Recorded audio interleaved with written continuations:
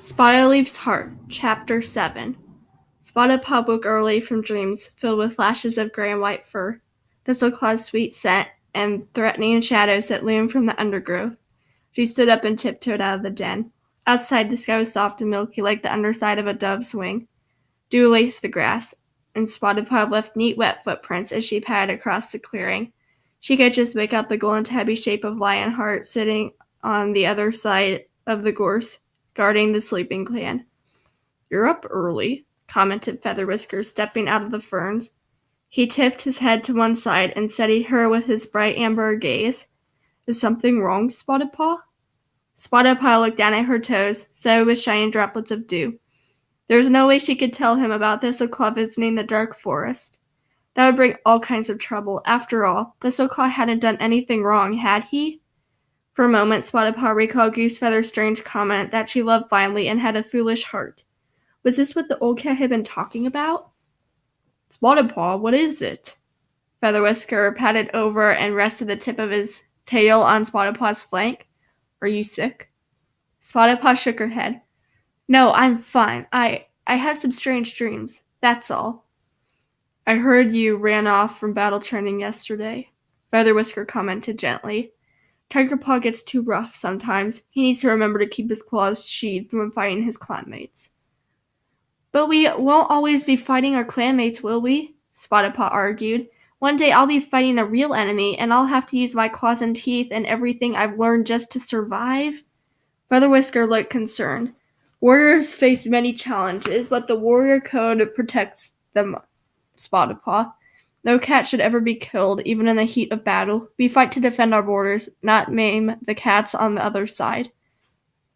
"Some cats seem to enjoy fighting, whoever their opponent is," Spotted Paw mewed quietly.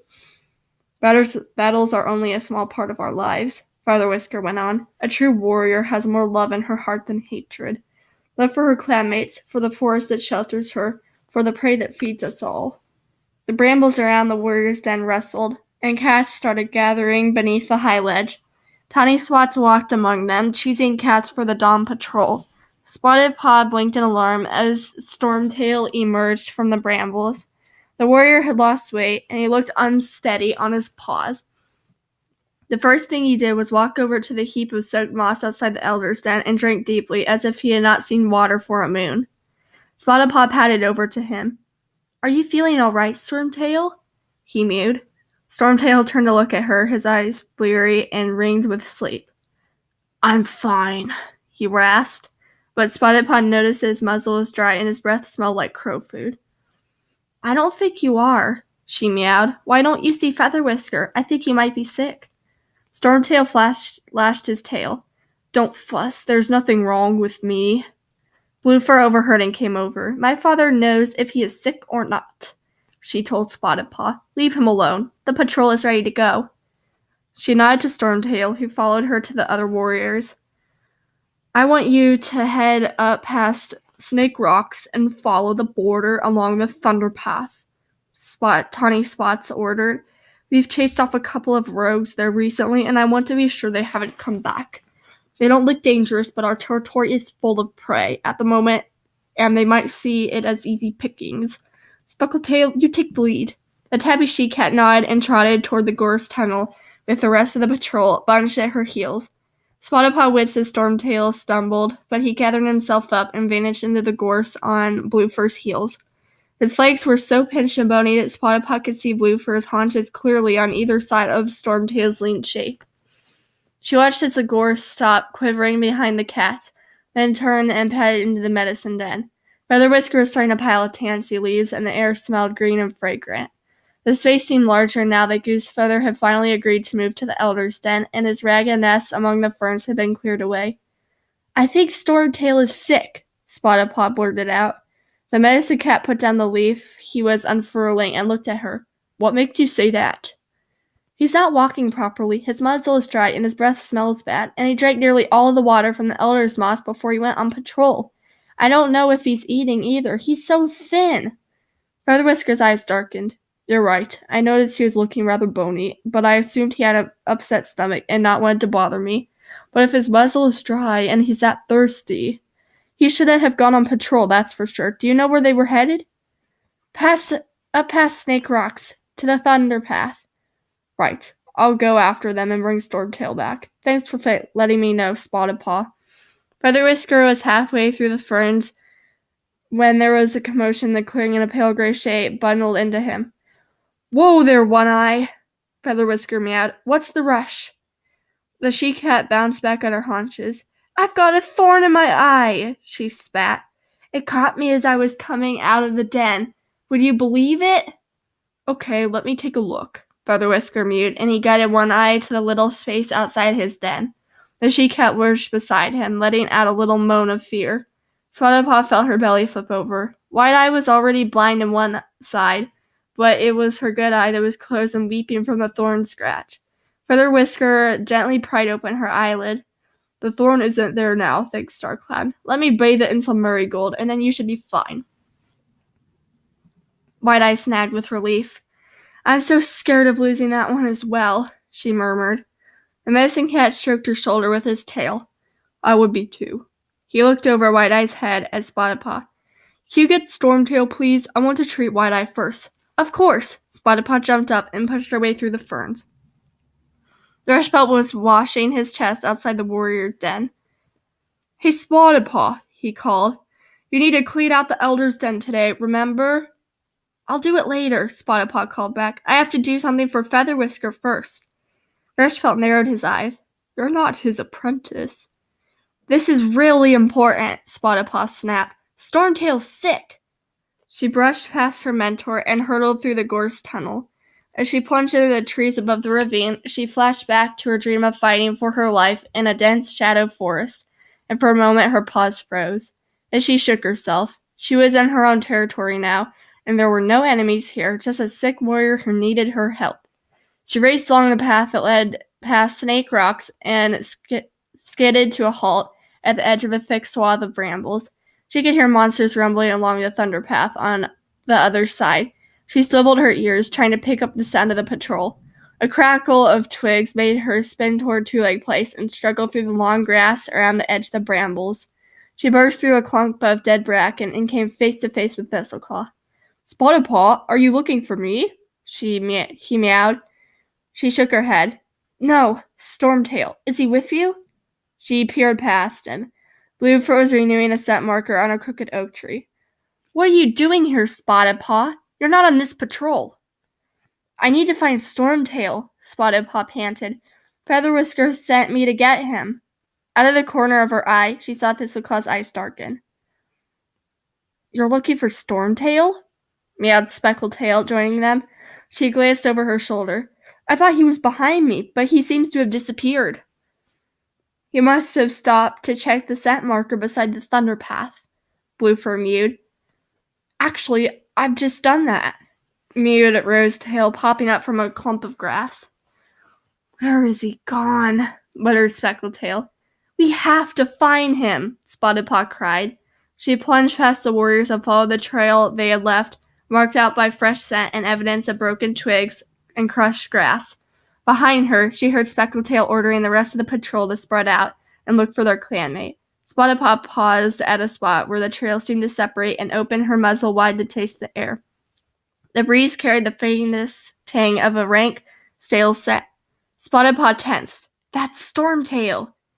She bounded toward the smell, flattening her ears to keep them out of the way of the brambles. Stormtail, are you here? She yowled. She stopped to listen, but there was only the alarmed check of the blackbird startled from a holly bush. Startled by what? Spotted Paw wondered. She headed toward the bush, and at once the stale scent grew stronger. A blue-gray shape was slumped beneath the holly, as still as a boulder. I found him! Spotted Paw screeched. She raced over to Stormtail and pressed her cheek to his muzzle. She felt the faintest stir of air against her whiskers. He's alive! Bracket crackled as the rest of the patrol joined her. Great Star Clan! Speckletail swore. Thistleclaw, Bluefur, get either side of Stormtail, prop him up. Rosetail, you take the weight of his haunches. The tabby she-cat looked around. Spotted Paw, you carry his tail. Make sure it doesn't catch on any thorns.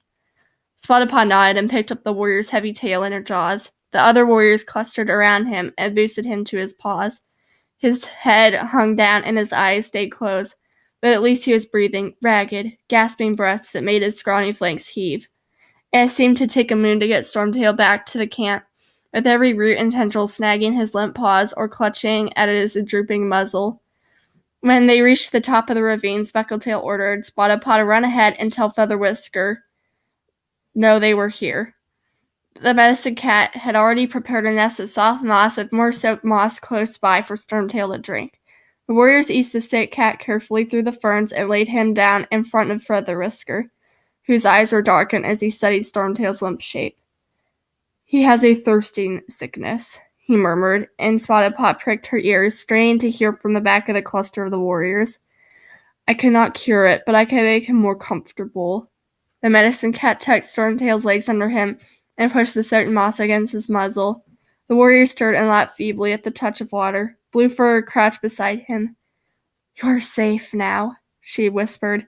"You're in Featherwhisker's den, and he's here to take care of you." Spotted Paw felt a flash of indignation. No thanks to Bluefur, who had insisted on Stormtail as well enough to go on the patrol. "Leave us alone now," Featherwhisker mewed softly. He looked at Bluefur. "Don't worry, I will take good care of your father." Spotted Paw followed the warriors into the clearing. Bluefur was standing alone beside the tree stump, her tail drooping. Spotted Paw marched up to her. "You should have forced Stormtail to join the patrol," she meowed fiercely. The she-cat looked startled. "I didn't force him." "You didn't listen to me either," Spotted Paw growled. "I told you he was sick." "You're not a medicine cat," Bluefur retorted. "Why should I have listened to you?" She stomped away, flicking her tail in disgust. Thrushfelt patted over to Spotted Paw. "I hear you've been a bit of a hero," he meowed. "Stormtail would be very grateful when he's better." There was an edge to the warrior's tone that made Spotted Paw glance warily up at him. Thrushfelt nodded toward the gorse tunnel. "I think we need to talk." In silence, Spotted Paw followed him out of the camp. Her legs ached from the frantic dash through the forest, and she was relieved when Thrushpelt led her to the sunning rocks and settled on a warm, flat rock. The sound of the river soothed her, and her eyelids began to feel heavy. Thrushpelt sighed. "I have to ask you something, Spotted Paw." Her heart started to pound. Did Thrushpelt know she had been to the dark forest? The sandy gray cat looked at her. "Is your heart truly set on becoming a warrior?" he meowed. Spotted Paw flinched. "What do you mean?" "You're a good cat, Spotted Paw, but you seem distracted in your training sessions, and lately you've been more interested in helping Featherwhisker." Spotted Paw felt her pelt burn. "I'm sorry. I'll promise I'll train harder from now on."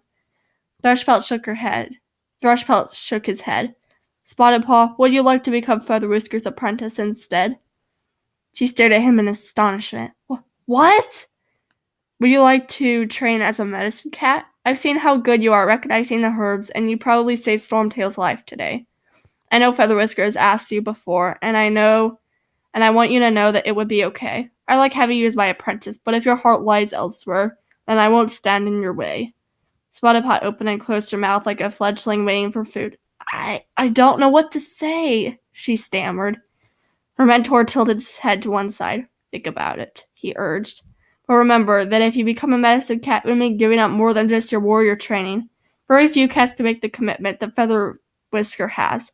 I think you'd be a great medicine cat, but you have to want it with all your heart." Spotted Paw blinked. How had Thrushpelt noticed so much, yet said nothing before now? Had he really believed she would be a good medicine cat? She shook her head. She had wanted to be a warrior since the day she was born. There is nothing more honorable than protecting your clan, feeding your clanmates, defending the borders. She had trained so hard alongside her littermates. They would stand side by side all their lives fighting for ThunderClan. And there was still Thistleclaw. She took a deep breath. "I appreciate what you're saying, Thrushpelt. I really do. But I want to be a warrior."